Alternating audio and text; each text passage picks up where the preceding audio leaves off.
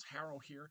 I wanted to go a little bit over book reviews today. That's the House of Harrow is going to be doing book reviews very soon. There will be a whole section on the www.houseofharrow.org webpage specifically dedicated to my book reviews. They will pop up on the blog, but more importantly, right now, until we have more information being posted about it, because things are still developing in that lab, I'm still working on it.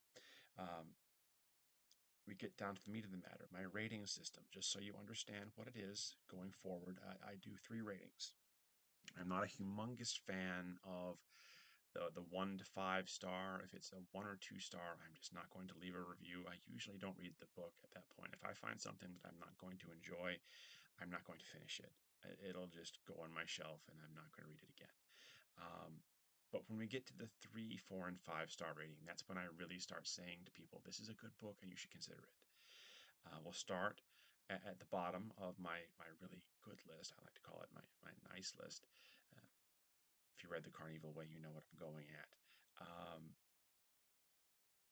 3 stars is very simply put. It's a good book. I'd recommend it. Most likely, it's not 100% my cup of tea. It's still a good read.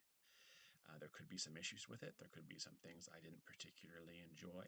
Usually, in a review like this, I would express that and explain it.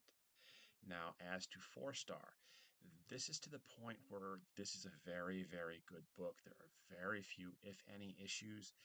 It's a wonderful story, and I'd highly recommend it to you. Then we start getting to the upper echelons. I do not give many of these out. I've given a couple recently in my written reviews, which actually surprised me. But 5 stars, essentially, I think it's one of the perfect books. It's a good book. It's just one of those things where I'm automatically considering that this is either going to be a movie or an incredibly successful series or should be. And it's my way of saying to you, this is high quality stuff. This is top shelf, excellent reading.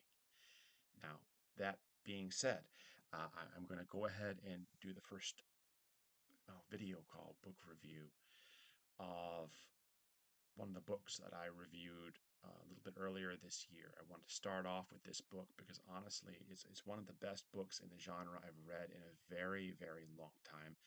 And by genre, it's debatable. I've heard some debate saying it's dark fantasy. I have some debating that it's horror. Some of them have been putting it out there that it's horror and romance, so horror fantasy.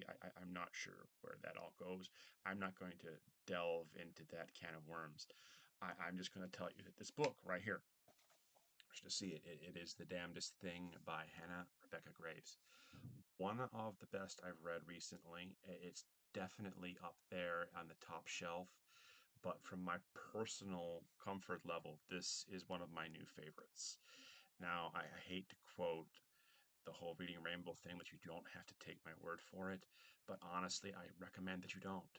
I recommend that you look for this book and take the time to sit down with it and really explore. Because honestly, if you like Anne Rice, and a lot of us do, I love the Vampire Chronicles. I think they're fantastic. Who doesn't? Well, I'm sure someone's going to pop their head up and say, I hated it. I don't care. Um, the Damnedest Thing, honestly speaking, I read it and I was shocked. It's one of those books where you have a little bit of a hangover after you're done reading it. I call it a reading hangover or a book over, where you're sitting there trying to digest what you just read, and you're sitting just wondering and a little bit angry that you don't have the chance to read it for the first time again. I don't say this often. I know I've probably said that a couple of times, and I apologize, uh, but this book is fantastic.